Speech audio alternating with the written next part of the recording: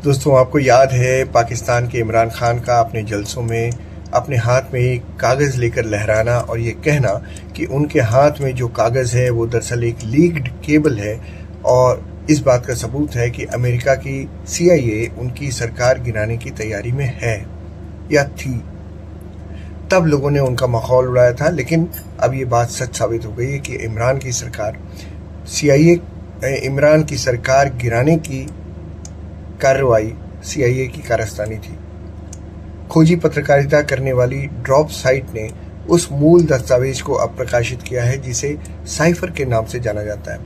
इससे पता चला है कि इमरान खान के वो दावे 100% सही थे, जिसमें उन्होंने साइफर का हवाला देते हुए कहा था कि अमेरिका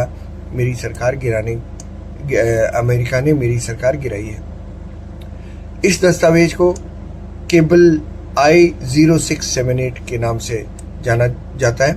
इसमें पाकिस्तान के तत्कालीन वॉशिंगटन स्थित राजदूत और अमेरिकी विदेश विभाग के एक सीनियर ऑफिसर हैं डोनाल्ड डू, उनके बीच की एक बैठक का ब्यौरा था। ये बैठक अप्रैल 2022 में इमरान खान के अविश्वास प्रस्ताव में हारने से ठीक पहले हुई थी। इमरान खान ने अपनी सत्ता जाने से पहले और संसद में सरकार गिरने के बाद बार बार ये दावा किया था कि अमेरिका ने उनकी स्वतंत्र विदेश नीति और रूस और चीन के खिलाफ अमेरिका का साथ न देने की वजह से उन्हें सत्ता से हटाने के लिए कोशिशें शुरू कर दी थी और पर्दे के पीछे से काम किया था। हालांकि वॉशिंगटन ने इन आरोपों से इनकार करते हुए कहा था कि इन दावों में कोई सच्चाई नहीं है और इमरान खान ने विदेशी हस्तक्षेप को साबित करने वाला कोई भी सबूत कभी पेश नहीं किया। जो बाइडेन उस वक्त अमेरिका के राष्ट्रपति हुआ करते थे। इमरान खान के जाने के बाद शहबाज शरीफ देश के प्रधानमंत्री बने। अब दोस्तों, इमरान खान ने पाकिस्तान की वंशवादी राजनीतिक पार्टियों के खिलाफ मुहिम छेड़ रखी थी, जैसे पाकिस्तान मुस्लिम लीग N और Pakistan Peoples Party PPP Bhutto की पर भी आरोप लगाया था कि वे उनकी सरकार गिराने के लिए विदेशी ताकतों के साथ मिलकर काम कर रही थी। दोनों पार्टियों ने इन आरोपों को खारिज कर दिया था और कहा था कि इमरान खान को हटाना संवैधानिक था और वो घरेलू राजनीतिक नाकामियों की वजह से ही हुआ था। अब अविश्वास प्रस्ताव के जरिए पहली बार किसी पाकिस्तानी प्रधानमंत्री को दोस्तों इस तरह की प्रक्रिया से हटाया गया था। पाकिस्तान की हिस्ट्री में कभी ऐसा नहीं हुआ था। 1 साल बाद उन्हें भ्रष्टाचार के एक मामले में दोषी ठहराया गया और जेल भेज दिया गया। जैसा पाकिस्तान का इतिहास रहा है, पाकिस्तान की कहानी यही रही है कि अपने ओपोनेंट को किसी तरह से हटाओ और उसके बाद जेल भेज दो बहुत सारे मामलों में। फिर उनसे कहो कि हम छोड़ देंगे तुमको और लेकिन तुम शर्त यह है कि तुम विदेश चले जाओगे, फिर तो वापस लौटोगे नहीं। अब शरीफ साहब तो इसीलिए वापस नहीं आ रहे ना। नवाज शरीफ कहाँ आ रहे हैं? उनके भाई बने हुए हैं। तो इमरान खान को जेल भेज दिया गया। तब से former prime minister Imran Khan jail में ही हैं। आपने खबरें सुनी होंगी, उनकी आंख खराब हो रही है, उनकी तबीयत ठीक नहीं है, लेकिन वो जेल से नहीं छूटे। अब जो लीक डिप्लोमेटिक दस्तावेज हैं, उनके मुताबिक डोनाल्ड डू ने कहा था कि अगर इमरान खान को संसदीय वोट के जरिए सत्ता से हटा दिया जाता, मतलब पार्लियामेंट में वोटिंग के जरिए, अविश्वास प्रस्ताव के जरिए अगर हटा दिया जाता है, तो इस्लामाबाद और वॉशिंगटन के बीच संबंधों में सुधार हो सकता है। केबल में कथित तौर पर यह भी जिक्र किया गया है कि अगर इमरान खान इस चुनौती से बचने के लिए में कामयाब हो जाते हैं तो पाकिस्तान को अमेरिका और यूरोप दोनों की तरफ से अकेलेपन का सामना करना पड़ सकता है। मतलब यूरोप और अमेरिका दोनों अलग थलग कर देंगे पाकिस्तान को। इसके अलावा इसमें कहा गया था कि अगर इमरान खान की सरकार गिर जाती है तो पाकिस्तान को माफ कर दिया जाएगा। तो वो चौधरी साहब बैठे हुए हैं वॉशिंगटन में, वो माफ कर देंगे। तो इस तरह से दोस्तों 1947 के बाद से जब ये देश बना, तब से इसकी यही हिस्ट्री है, इसकी यही कहानी है। इसको अमेरिका अपने हाथों में खिलाता है, पाकिस्तान खेलता है, पाकिस्तान के जनरल उसमें साथ देते हैं, क्योंकि आज़ादी के बाद से आधा टाइम तो पाकिस्तान अपने जनरलों की जनरलों के बूट के नीचे उसने काम किया।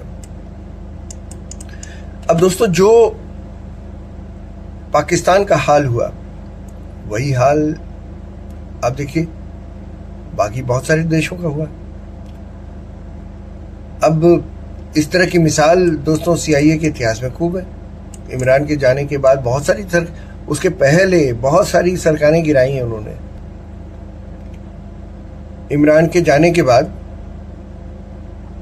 बांग्लादेश में देखिए क्या हुआ, जो कुछ हुआ वो अमेरिका करवाया हुआ था। उसके बाद नेपाल में क्या हुआ, डीप स्टेट ने वही किया।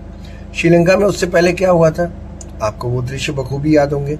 श्रीलंका के लोगों ने प्रेसिडेंट के घर में जो तोड़फोड़ की थी, जो बेकदरी हुई थी प्रेसिडेंट की, एक कल्चर की, ठीक वही चीज बांग्लादेश में हुई। घर में घुसकर प्राइम मिनिस्टर के कपड़े और आंतरिक वस्त्र भी ले लेकर लोग बाहर सड़कों पर भाग रहे थे। बहुत शर्मनाक था। शर्मनाक ये था, सोचिए कि जिस व्यक्ति ने इस देश को, बांग्लादेश को आजादी दिलाई, उसका नाम दिया पाकिस्तान से आजादी दिलाकर, उस आदमी की मूर्ति तोड़ दी गई। ये CIA ने ही किया हो सकता है, अदरवाइज कोई देश इतना गरूर में नहीं हो सकता, इतना घटिया नहीं हो सकता। किसी भी देश के लोग इतने घटिया नहीं हो सकते कि वो अपने जन्मदाता की मूर्ति को इस तरह से तोड़ फोड़ कर बहा दें बाहर। तो बेसिकली मकसद अमेरिका का यह है कि किसी भी तरह इस पूरे उपमहाद्वीप में किसी भी तरह शांति ना हो। मतलब उनकी कोशिश ये है कि ये सब कॉन्टिनेंट में अशांति फैली रहे, क्योंकि अगर अशांति फैली रहेगी तो अमेरिका तो चौधरी है सबका, तो उसको रास्ता मिलेगा। वही एक रास्ता है जिससे CIA और अमेरिका को जगह बनाने में मदद मिलती है। भारत में भी लोग कोशिश तो कर ही रहे हैं। विपक्ष के नेता आप देखिए, राहुल गांधी कह ही चुके हैं कि जेन जी को सड़क पर आना चाहिए। केजरीवाल कह चुके हैं, अब TMC के नेता खुलेआम कह रहे हैं, बयान दे रहे हैं कि सारी संस्थाएं नाकाम है, लोकतंत्र के लिए सड़कों पर उतरना होगा। अरे भाई, उतर कर क्या करेंगे? वही करेंगे जो बांग्लादेश और नेपाल में हुआ या श्रीलंका में हुआ। यही तो चाहते हैं आप। तो आप ये चाहते हैं कि बदहवास लोग भारत की सड़कों पर निकल आए और सारा सिस्टम खराब कर दें, जिससे उभरने में सालों लग जाए देश को, और उसके लिए वो मदद ले अमेरिका की। कुछ लोगों का झुंड है जिन्हें सत्ता मिल नहीं रही है, और वो सत्ता इसलिए नहीं मिल रही है क्योंकि ये उनकी करतूतें हैं जिनकी वजह से उनकी इमेज खराब हुई है। लोग चिढ़ने लगे हैं, लोग खींचने लगे हैं, लोगों में गुस्सा है इन लोगों के प्रति। इनमें TMC भी है, इसमें RJD भी है, इसमें समाजवादी पार्टी भी है, इसमें कांग्रेस भी है। ऐसे लोगों से इस देश की जनता चिढ़ गई है कि तुमने हमें बहुत एक्सप्लॉइट किया, बहुत हमें लूटा, अब हमारा पिंड छोड़ो। जाहिर है बाहरी ताकतें ही नहीं, घर के भीतर के लोग भी आग लगाने को तैयार हैं।